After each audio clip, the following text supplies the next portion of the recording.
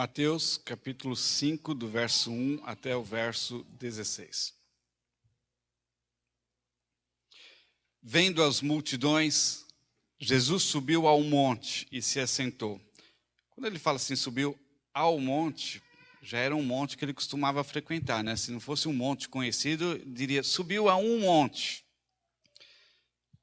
Mas quando diz subiu ao monte, todo mundo já sabia qual monte era esse. Algum lugar em que ele já costumava frequentar e ensinar e estar com seus discípulos. E seus discípulos aproximaram-se dele.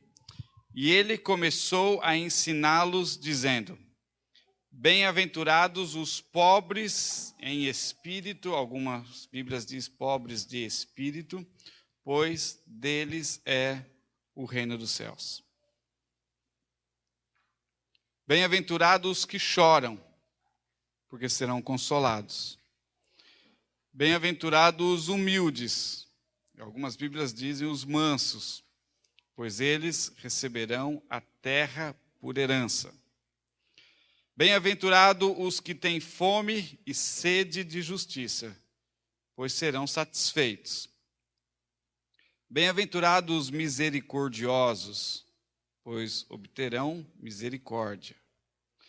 Bem-aventurados os puros de coração, pois verão a Deus.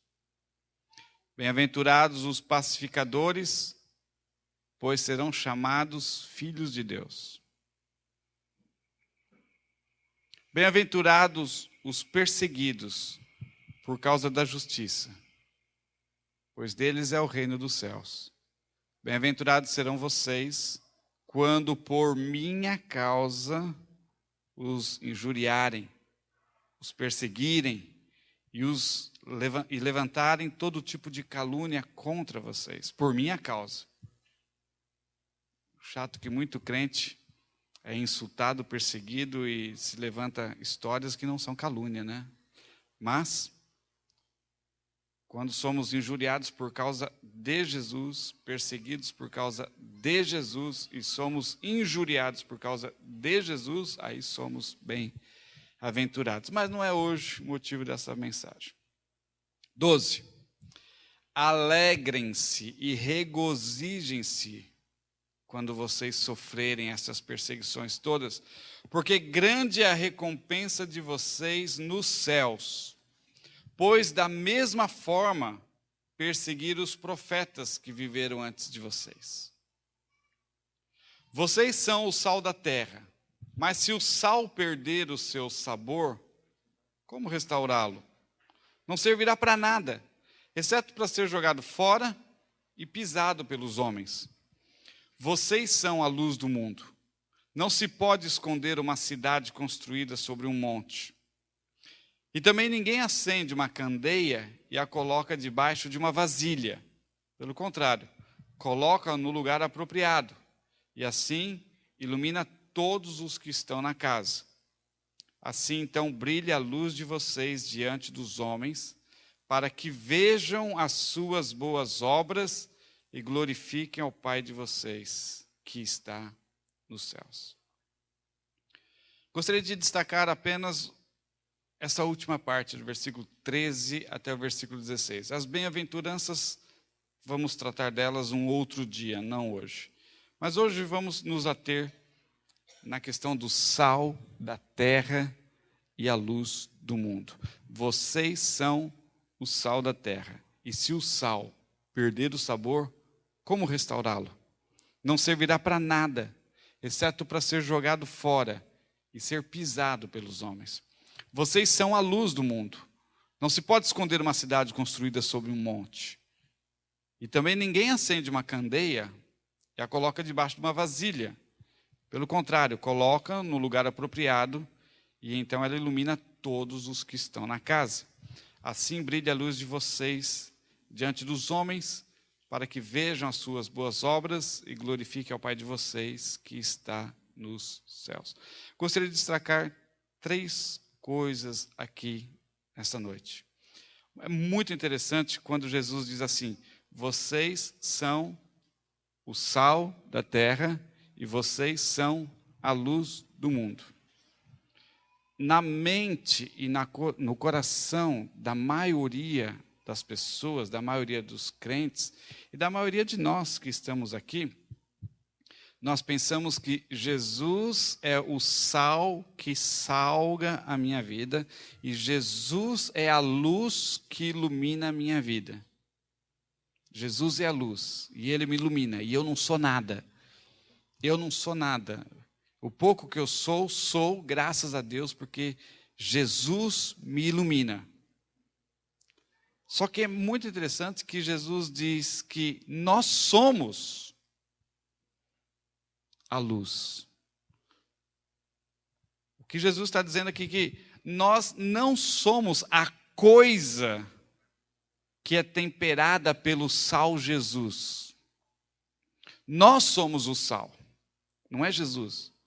Nós somos o sal.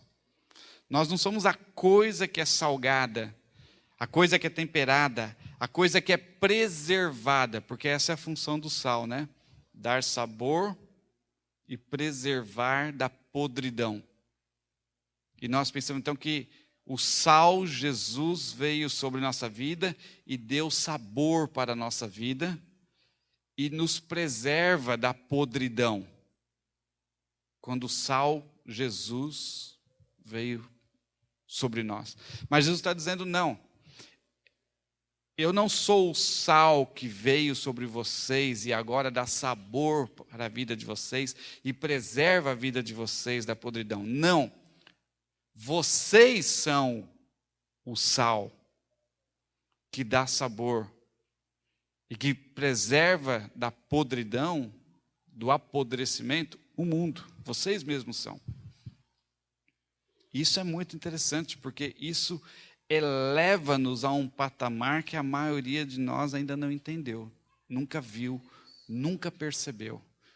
Você é muito mais do que a coisa que é salgada, a coisa que é temperada, a coisa que é preservada. Não, você é o que dá tempero, você é o que dá sabor, você é quem agora preserva da podridão aqueles que estão ao teu redor. Você é um Jesus para muitas pessoas ao redor de você. Porque as pessoas não têm contato com Jesus nenhum, a menos o contato que tem com você. Então você é Jesus para estas pessoas. Estou lendo de novo as histórias do Pentateuco e 2 vezes Deus diz para Moisés que Moisés é Deus para Arão e Moisés é Deus para Faraó. E é muito interessante isso porque esse é Deus para significa você me representa totalmente diante do povo. Você me representa totalmente diante de Faraó. E agora nós, habitados pelo Espírito Santo de Deus, somos Deus. Somos o legítimo representante de Deus para as pessoas que estão ao nosso redor. Porque essas pessoas não vão conhecer Deus a menos que nós mostremos quem é Deus para elas. Somos os legítimos representantes, somos os sacerdotes. E Jesus está dizendo isso. Eu não sou o sal na vida de vocês, para vocês me semear. Vocês mesmos são o sal que dá sabor, dá sentido e preserva da podridão seus parentes, seus amigos e seus vizinhos. Outra coisa que ele diz a respeito da luz, vocês são a luz. Normalmente nós imaginamos, Jesus é a luz que me ilumina e eu só reflito a luz de Jesus. Mas Jesus não está dizendo, vocês refletem a minha luz. Jesus está dizendo, vocês são a luz. Vocês são muito mais do que vocês pensam que são. A importância de vocês é muito maior do que vocês pensam. É muito maior. Mas a responsabilidade também é muito maior. Você não só reflete a luz de Jesus para aquelas pessoas que estão ao redor, seus parentes, seus amigos, seus vizinhos. Não, vocês são a luz. Porque quando entregamos nossa vida a Jesus e o Espírito Santo veio habitar em nós, Ele nos transformou no sal e na luz.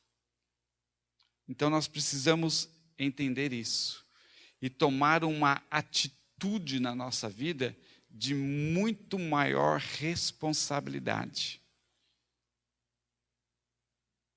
A segunda coisa que eu quero destacar, que salgar, temperar e guardar da podridão, ou guardar-se da podridão, não é uma função opcional do sal. O sal não tem o poder de decidir se ele quer salgar ou não. Onde ele vai, ele salga. O sal não tem o poder de decidir se quer ou não temperar. Onde ele entra, ele tempera.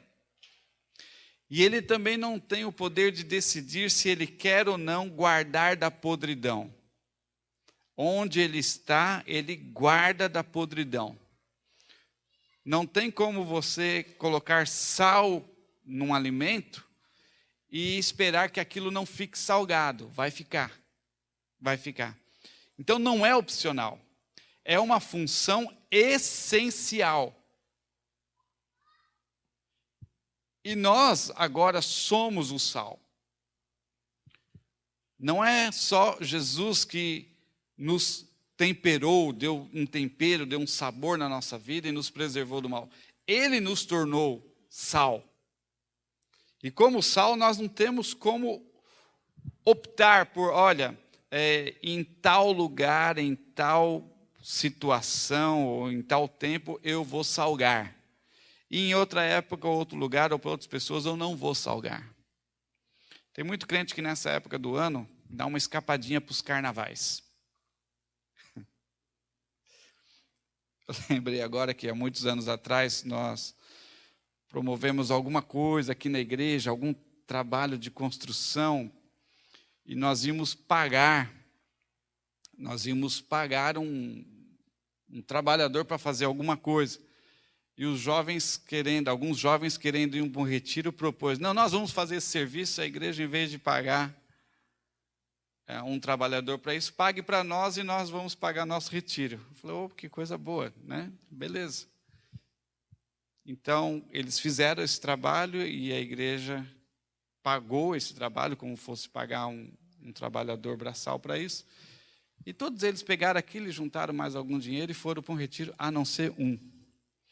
Um deles pegou dinheiro e correu para Santo Antônio do Leverger para pular o carnaval.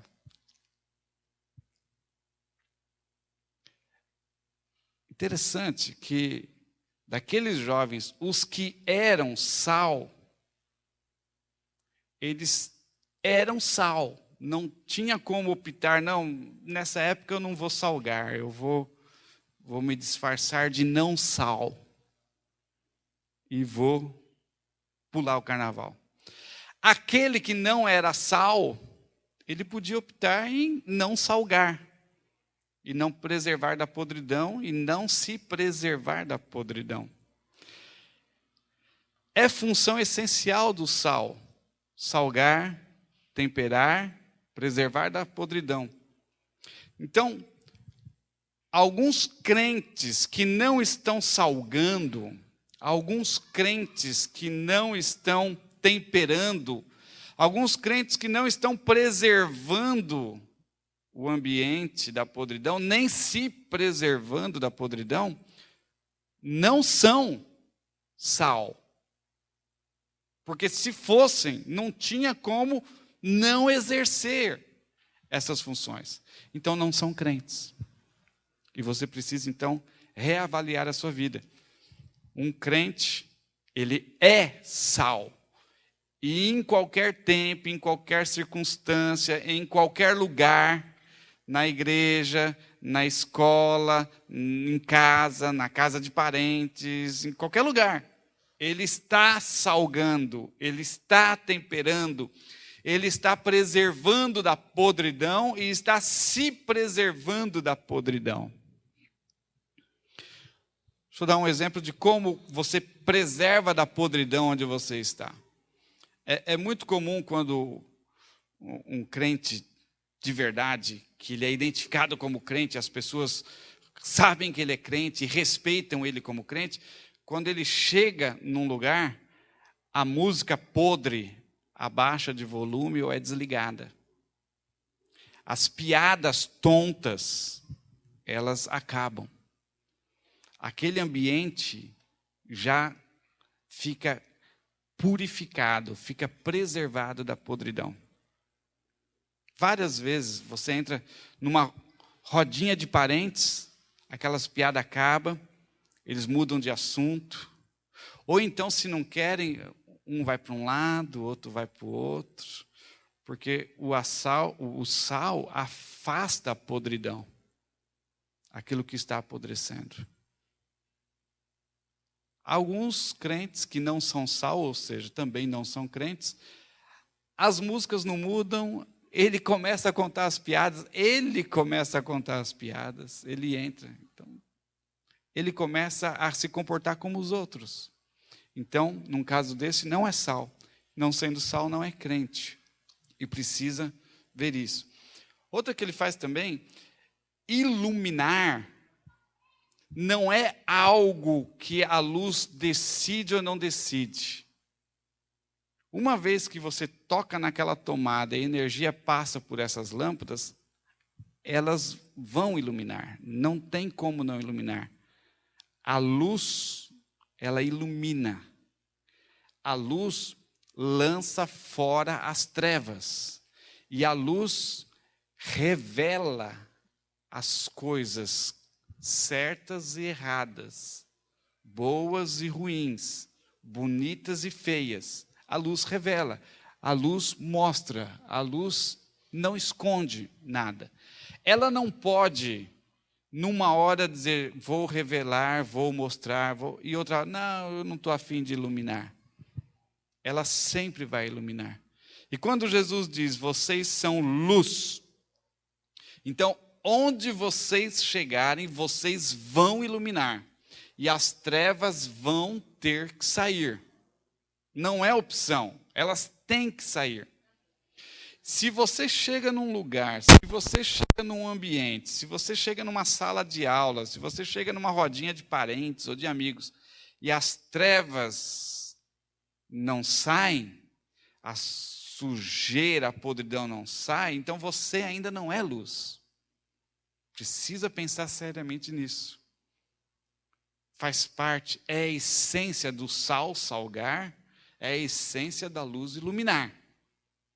Então essa é a segunda coisa que eu quero destacar. A primeira é que nós somos o sal, nós somos a luz. Isso aumenta muito a nossa responsabilidade. A segunda é que você não tem opção. Se você é crente, você não tem opção. Se você está tendo opção, não, aqui eu não quero salgar, ou agora eu não quero iluminar, então você não é sal. E você não é luz. Não sendo sal, não sendo luz, você não é crente. Não sendo crente, não é salvo. Precisa, então, pensar nisso. E a terceira coisa que eu quero destacar é que me chama muita atenção o versículo 16, quando diz assim: assim, dessa maneira, brilhe a luz de vocês. Veja que interessante, a luz de vocês, não é a luz de Jesus. Essa expressão, brilhe a luz de vocês, concorda com aquela outra, versículo 14, vocês são a luz. Eu não quero que vocês só reflitam a minha luz. Eu quero que vocês sejam a luz. E aí no versículo 16, a luz de vocês brilhe diante dos homens, para que eles vejam as suas boas obras e glorifiquem o Pai.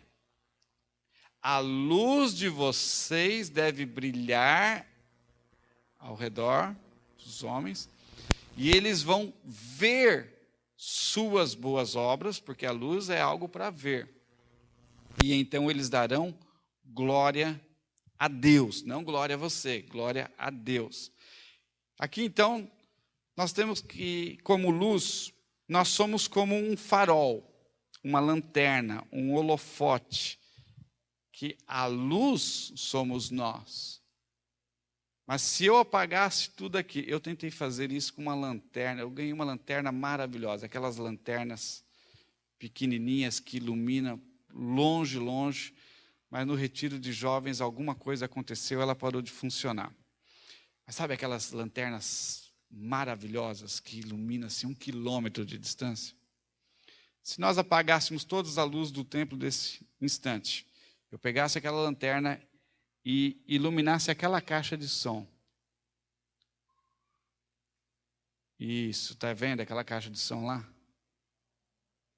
Ok. Agora eu estou iluminando a outra caixa de som. O que chama a sua atenção? Quando eu ilumino essa caixa de som, o que chama a sua atenção? Isso, maravilhoso, Gabriel. Não, quem que é? O José, né? José. Maravilhoso. Se eu iluminasse a outra caixa de som, o que chamava a sua atenção? A outra caixa de som. Se eu iluminasse um de vocês, o que chamaria a atenção? Este alguém que eu estou iluminando. Então, nós somos a luz, só que a luz não chama atenção para si mesmo. A luz chama atenção para aquilo que ela está iluminando. E nesse sentido, então, nós somos um farol. Nós somos uma lanterna, nós somos um holofote que aponta, que mostra e que revela Jesus. Então, a luz, nós somos a luz, mas a luz não chama atenção para si mesma. A luz chama atenção para aquilo que ela está iluminando, apontando, mostrando e revelando. Um farol, estamos pensando naquele que fica na beira da praia, é uma estrutura alta e iluminadora. E Jesus quer que nós sejamos assim, como um farol, uma estrutura alta, uma estrutura que dá referência aos homens. Uma estrutura alta, iluminadora, não é iluminada, ela é iluminadora, que indica o caminho seguro para os navios entrar no porto seguro, que é Jesus. Especialmente durante as noites, especialmente durante tempestades. Essa é a função do farol. E muitos homens ao nosso redor, nossos parentes, nossos amigos, nossos vizinhos, estão como navios perdidos na noite. Navios perdidos nas tempestades da vida. E nós temos que indicar para eles o caminho da salvação, o caminho para o porto seguro que é Jesus. Essa é a função do farol. O farol, ele é a luz em si mesmo, mas ele aponta um caminho, ele aponta, ele mostra, ele revela Jesus. Então, ele não chama a atenção para si. Muitos crentes, não, eu não sou a luz é Jesus, eu só sou iluminado por Jesus. Não. Jesus está dizendo, você é a luz. Muitos crentes dizem, eu não sou a luz, eu sou só iluminado, porque eles querem ser humildes e não querem aparecer. Não tem problema. A luz não chama atenção para si mesmo. Nós todos estamos aqui, e aqui nesse templo há 12 lâmpadas de 45 watts cada uma. Mas ninguém fica o tempo todo olhando para as lâmpadas. Ninguém está preocupado com as lâmpadas. As lâmpadas estão cumprindo a sua função em iluminar o ambiente para que nós possamos olhar outras coisas. Essa é a função da lâmpada. Ela não chama a atenção para si mesma. E ela é a que ilumina. Ela não é iluminada, ela é a que ilumina. Então você pode ser a luz sem nenhum problema.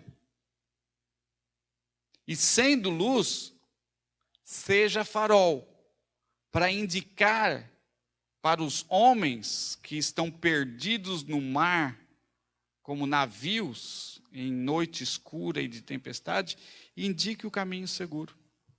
indique o caminho seguro. Essa é a função de um farol. E outra coisa muito interessante a respeito de farol, que não só indica onde está o porto, mas como entrar no porto. E eu estava pesquisando sobre isso.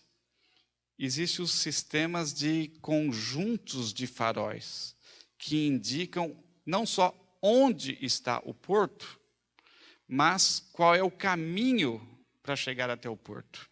E isso é muito interessante, que precisa de 2 faróis. Quando precisa de 2 faróis, nós estamos falando de um conjunto de crentes iluminando. Funciona mais ou menos o seguinte: algumas pessoas ali fora são como navios em noite escura e tempestuosa, e aqui, digamos que aqui o altar é o porto seguro. E o objetivo é sair ali do mar, na noite escura e tempestade, e chegar agora, chegar aqui. Mas para chegar aqui, no escuro, você pode sair tropeçando em todas estas cadeiras que tem aí.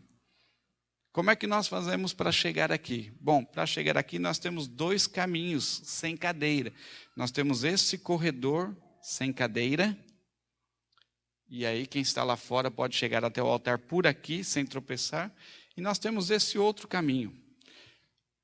Se nós temos apenas um farol aqui iluminando, quem está lá fora sabe que é aqui que tem que chegar, mas ele pode chegar por essa direção, ou chegar por essa direção e sair trombando em todas essas cadeiras, ou chegar por essa direção e sair trombando em todas essas cadeiras, ou chegar por essa direção trombando em todas essas cadeiras. Eu tenho que indicar um caminho seguro, então eu preciso de um outro farol. E esse farol, aí então eu chamo um irmão, uma irmã. Levanta, minha irmã. Fica aqui, ó. E eu sou uma luz, e esta irmã, nesse caso, é outra luz. E para alguém chegar em segurança, essa pessoa vai ter que rodear e alinhar estas 2 luzes.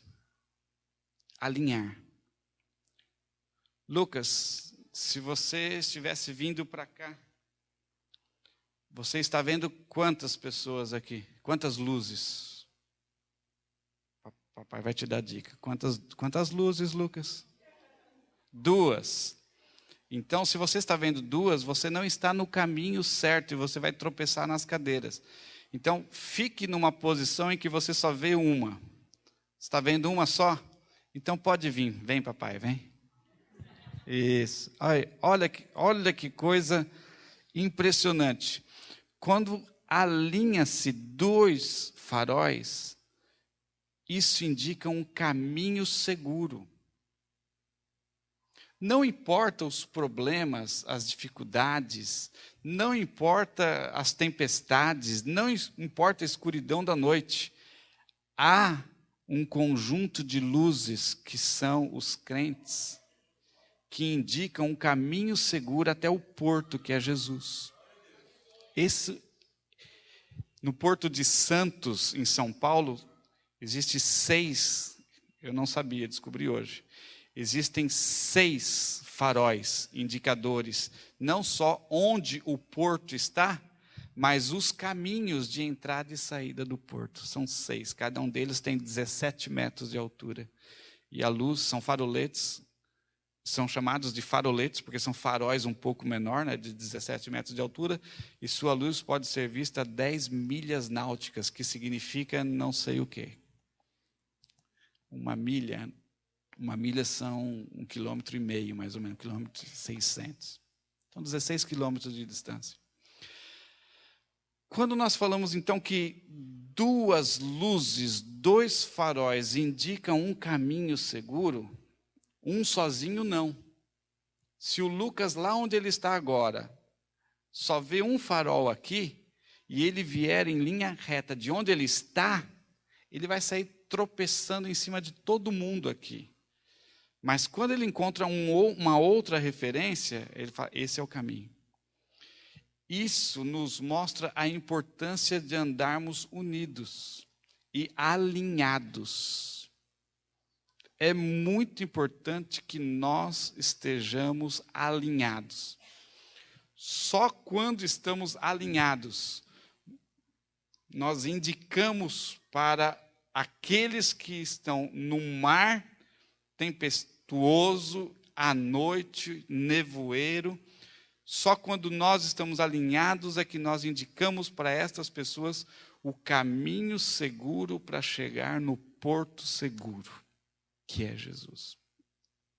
E aí então nós temos que ver a maneira como nós falamos, a maneira como nós nos comportamos, a maneira como nós cremos, a maneira como nós nos vestimos, a maneira como nós nos relacionamos, a maneira como nós nos alinhamos uns com os outros e como nos alinhamos com a doutrina da palavra de Deus. Isso mostra o caminho para chegar até o porto. Percebe então a importância de estarmos unidos? Ninguém pode ser crente sozinho, sem uma igreja, sem um grupo familiar, um grupo de apoio. Precisa dessa unidade, precisa desse alinhamento, para que a gente não saia do caminho. E para que a gente indique para quem ainda não encontrou o caminho, qual é o caminho. Então são essas três coisas que eu gostaria de destacar essa noite. Primeiro, você é o sal. Você é o sal. Isso eleva você a uma categoria muito maior do que você pensava. E você é a luz. Você não é só iluminado por Jesus, a luz. Você mesmo agora é a luz, porque é crente e o Espírito Santo habita você. Você não tem a opção de deixar de salgar ou deixar de iluminar. Em qualquer lugar onde você estiver, qualquer hora do dia e da noite, você tem que salgar, você tem que dar sabor, você tem que preservar da podridão e se preservar da podridão. Você é sal. Não tem como escapar disso.